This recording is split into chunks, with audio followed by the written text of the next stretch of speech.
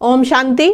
मैं बीके राजेश्वरी सभी आत्माओं का स्वागत करती हूँ। आज मैं आप सबको वह 2 सोमान बताऊंगी जो आपका जीवन बदल देंगे। देखिए, जब हम कोई सोमान लेते हैं, चाहे कोई सा भी सोमान हो, वो सोमान लेते हैं, वह सोमान जब हम बोलते हैं उसको सोमान को, तो वो हमारे अंदर जाके समा जाते हैं हमारी बुद्धि में। या फिर कोई सा भी सोमान हो, तो आपको पहला सोमान ये लेना है कि मैं मास्टर सर्वशक्तिमान हूँ। देखो, जब आप ये सोमान लोगे कि मैं मास्टर सर्वशक्तिमान हूँ, तो बाबा की याद भी रहेगी और ज्ञान भी आपकी स्मृति में रहेगा। ऑटोमेटिक ये सोचते हुए कि मैं मास्टर सर्वशक्तिमान हूँ, ऑटोमेटिक ही ज्ञान आपकी बुद्धि में खुल जाएगा और बाबा भी आपकी स्मृति में रहेगा, क्योंकि हम उस परमपिता परमात्मा के बच्चे हैंगे।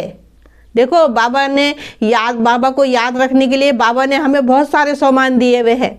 आप कोई सा भी सोमान लो, लेकिन कोई सा भी सोमान लो, एक सोमान को कई दफ़े लो, 1 हफ्ते लो, 21 दिन लो, क्योंकि वह सोमान आपके अंतर मन में समा जाएगा। और धीरे धीरे ऐसी प्रैक्टिस करते रहो। जैसी भी आपके सामने परिस्थिति आ रही है वैसी सोमान लो। देखिए, इन चीज़ों की प्रैक्टिस करनी है आपको। देखिए, जब आप सोमान लोगे मैं मास्टर सर्वशक्तिमान हूँ, तो आपको ये भी रहेगा कि मैं आत्मा हूँ, और आत्मा पे भी बहुत सारे सोमान आएंगे, आप उन्हें भी लिया करो। उससे क्या होगा, आत्मा का पाठ भी पक्का होगा और बाबा की याद भी रहेगी। और जब आत्मा का पाठ पक्का नहीं रहता तो बाबा की याद निकल जाती है, क्योंकि शुरू से तो शरीर देख रहे हैं, ज्ञान तो बाबा ने हमें अब दिया है, तो इसलिए जल्दी से हमें आत्मा की स्मृति नहीं आती, हम आत्मा नहीं देख पाते। सिर्फ हमें आत्मा को अपनी स्मृति में लाना आएगा और सबको आत्मा देखना है, क्योंकि आंखों से तो सब ये शरीर दिखता है, तो जल्दी से हम देहभान में आ जाते हैं। इसलिए कहती हूँ कि आत्मा का पाठ पक्का करो। आत्मा का पाठ पक्का रहेगा तो आपको वो परमात्मा भी याद रहेगा, क्योंकि आत्मा भी ज्योति बिंदु है और परमात्मा भी ज्योति बिंदु है। हम उसके बच्चे हैं, हम उसकी रचना है, और वो परमपिता परमात्मा इस सृष्टि को रचने वाला है। देखिए, छोटी छोटी सी बातें अपने अंदर रखा करो और उसका चिंतन करा करो चित्रों के माध्यम से, तो ये सब कुछ आपकी स्मृति में समाता रहेगा। और जैसे जैसे आप प्रैक्टिस करते रहोगे वैसे वैसे आप आगे बढ़ते रहोगे। फिर देखिए, आपके अंदर से व्यर्थ भी खत्म होता रहेगा। जब हमारे अंदर व्यर्थ खत्म होता रहेगा, पॉजिटिव हमारे अंदर भरता रहेगा, तो हमारे विचार भी अच्छे हो जाएंगे और हमारा जीवन भी परिवर्तन होता रहेगा। देखिए, दूसरा सोमान आपको ये लेना है कि मैं देवकुल की आत्मा हूँ। देखिए, दूसरा सोमान आपको ये लेना है कि मैं देवकुल की आत्मा हूँ।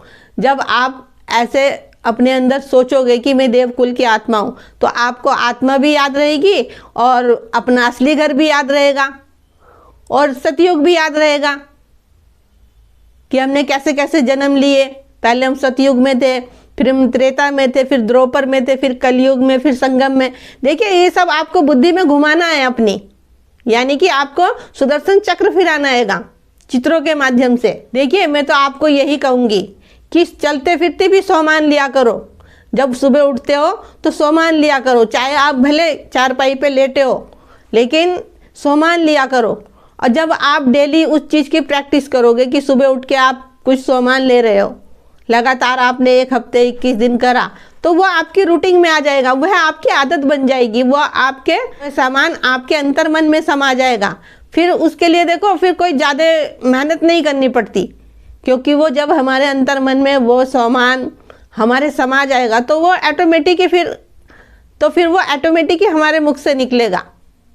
अब चाहे फिर कोई सा भी सोमान हो, सोमान तो बहुत सारे रहेंगे। देखिए, मैं तो यही कहूँगी कि जितना आप सोमान में स्थित रहोगे, जितना आप सोमान लोगे, उतने ही आप आगे बढ़ोगे, क्योंकि सोमान में भी वो शक्ति हैगी। वह सोमान आपका जीवन परिवर्तन कर देगा। अब ये नहीं कि हमने एक दिन सोमान लिया और दूसरे दिन हमने किया नहीं।